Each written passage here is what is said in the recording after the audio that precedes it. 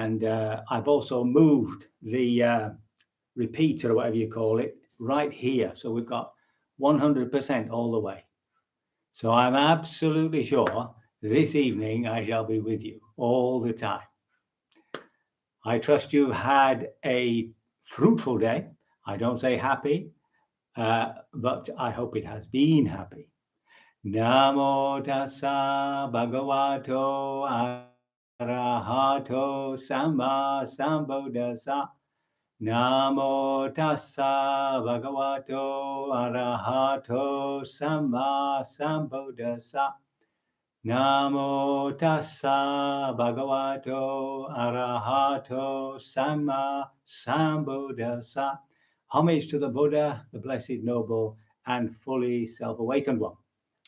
Now, this evening, I'm going a little off-piste. I've been, as you know, working from the scriptures. I do mean to go, I do mean to reference the scripture, but I came across this essay, and those of you who know the Kalama Sutta, where the Buddha really tries to explain what we should believe in at some point. I won't give the game away for those who've not read it. We'll wait until I've actually read the discourse, which I hope to read tonight. But I want to just read this essay by, I'm looking for the lights here, by an Italian philosopher, Gloria Origi. And she wrote a book in 2017 called What Is It and Why It Matters?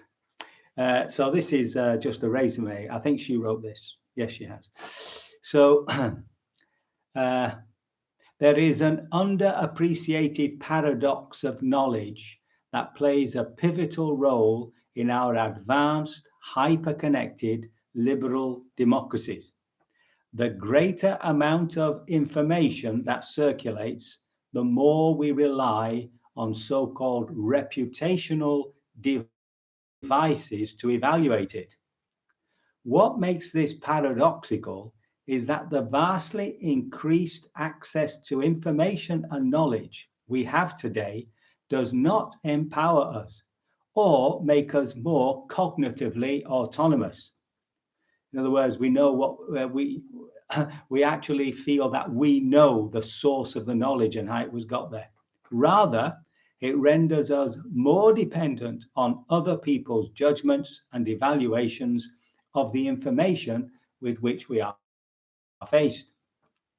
We are experiencing a fundamental paradigm in our relationship to knowledge.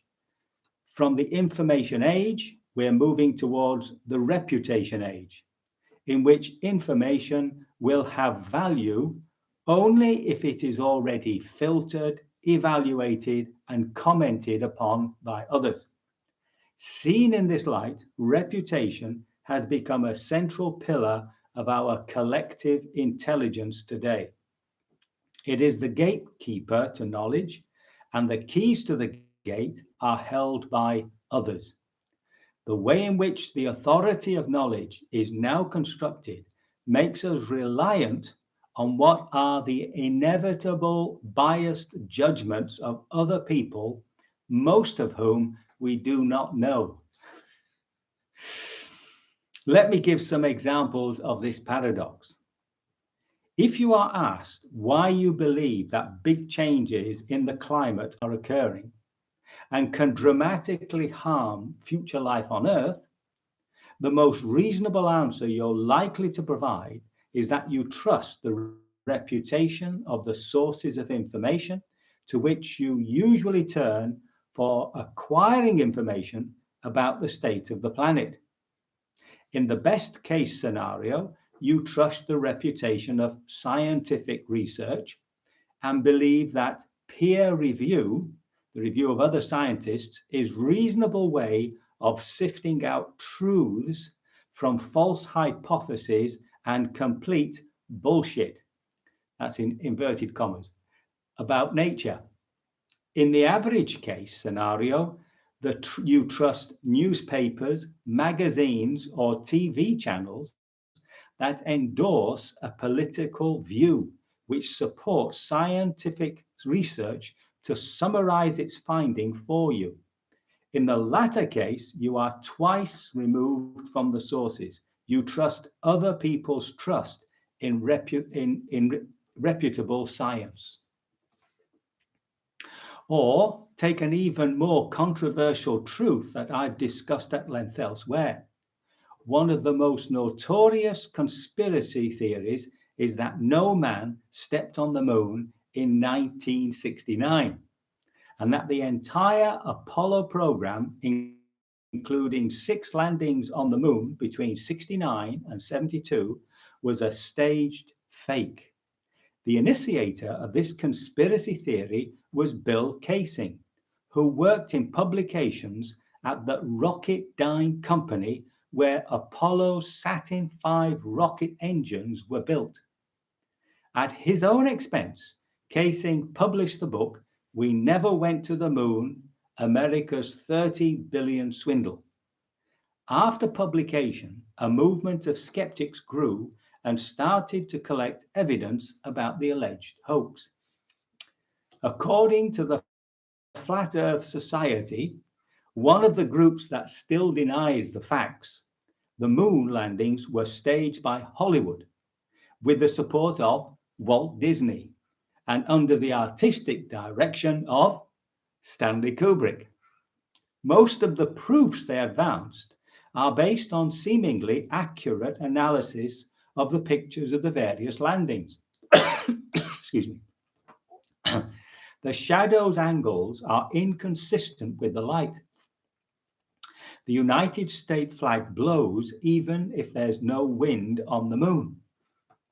The tracks of the steps are too precise and well preserved for a soil in which there is no moisture. Also, is it not suspicious that the program that involved more than 400,000 people for 6 years was shut down abruptly? And so on.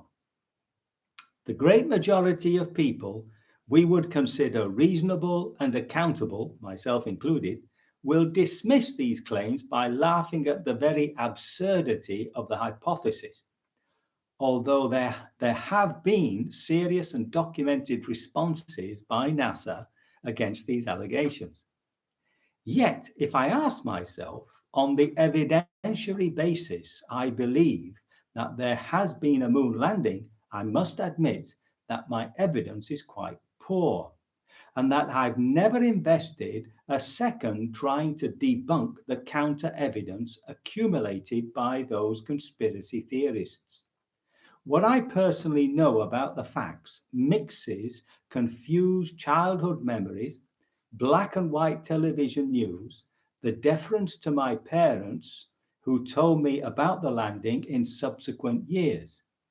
Still, the wholly second-hand and personally uncorroborated quality of this evidence does not make me hesitate about the truth of my beliefs in the matter. My reasons for believing that the moon landing took place so far beyond the evidence, my reasons for believing that the moon landing took place go far beyond the evidence I can gather and double check about the event itself. In those years, we trusted a democracy such as the US to have justified reputation for sincerity. Without an evaluative judgment about the reliability of a certain source of information, that information is, for all practical purposes, useless. The paradigm shift from the age of information to the age of reputation must be taken into account when we defend ourselves from fake news and other misinformation and disinformation techniques that are proliferating through contemporary societies. What a mature citizen of the digital age should be competent at is not spotting and confirming the veracity of the news, the truth of it. Rather, she should be competent at reconstructing the reputational path of a piece of information in question, evaluating the intentions of those who circulated it, and figuring out the agendas of those authorities that lent it credibility. Whenever we are at the point of accepting or rejecting new information, we should ask ourselves, where does it come from? Does the source have a good reputation? Who are the authorities who believe it? And what are my reasons for deferring to these authorities? Such questions will help us to get a better grip on reality than trying to check directly the reliability of the information at issue. In the hyper-specialized system of the production of knowledge, it makes no sense to try to investigate on our own, for example, the possible correlation between vaccines and autism. It would be a waste of time, and probably our conclusions would not be accurate. In the reputation age, our critical appraisals should be directed not at the content of information, but rather at the social network of relations that has shaped that content and given it a certain deserved or undeserved rank in our system of knowledge. These new competencies constitute a sort of second order knowledge. They prepare us to question and assess the reputation of an information source, something that philosophers and teachers should be crafting for future generations. According to Friedrich Hayek's book, Law, Legislation and Liberty, civilization rests on the fact that we all benefit from knowledge we do not possess. A civilized cyber world will not be one where people know how to assess critically. A civilized cyber world will be one where people know how to assess critically the reputation of information sources and can empower their knowledge by learning how to gauge appropriately the social rank of each bit of information that enters their knowledge, their cognitive field. There we are. So, and I just think it's a great article when you bring to mind everything that happened around Brexit. You know, the fabrications, the exaggerations, and so on and so forth. And it basically fed into people's prejudices. And we weren't sure many times where the information was coming from. So now to complement that, I got time just a little bit, is of course the famous, it is well known, the Kalama Sutta. Now, I'll just read the first part so that you can get the flavor of it, and then tomorrow we can go into it a little bit more deeply, I think. So on that occasion, I have heard that on one occasion, the Blessed One, on a wandering tour among the Kosalans with a large community of monks, arrived at Kesaputta, the town of the Kalamas. The Kalamas of Kesaputta heard it, that Gautama the Contemplative, son of the Sakyans, having gone forth from the Sakyan clan, has arrived at Kesaputta. And of that master Gautama, this fine reputation has spread. He is indeed the Blessed One, worthy, rightly self-awakened, consummate in knowledge and conduct, well gone. I don't know why they keep translating Tathagata as well gone, the transcendent one, a knower of the cosmos. That's not the physical cosmos, that's all the different worlds. An unexcelled trainer of those persons ready to be trained, teacher of human and divine beings, awakened, blessed. He has made known, having realized it through direct knowledge, this world with its devas, its gods, its maras, brahmas, its generations, with its contemplative and Brahmins, their rulers and common people, has explained the Dharma admirable in the beginning, admirable in the middle, and admirable in the end, has expounded the holy life, both in its particulars and in its essence, entirely perfect, surpassingly pure. It is good to see such a worthy one. All that is often repeated through the scriptures as a description of the Buddha. And actually, in the morning, we chant part of that series. So the Kalam, now this next little bit gives us some idea of their social habits. So the Kalamas of Kesaputta went to the Blessed One. On arrival, some of them bowed to him and sat to one side. Some of them exchanged courteous greetings with him, and after an exchange of friendly greetings and courtesies, sat to one side. Some of them sat to one side, having saluted him with their hands palm to palm over their hearts. Some of them sat to one side, having announced their name and clan, and some of them sat to one side in silence.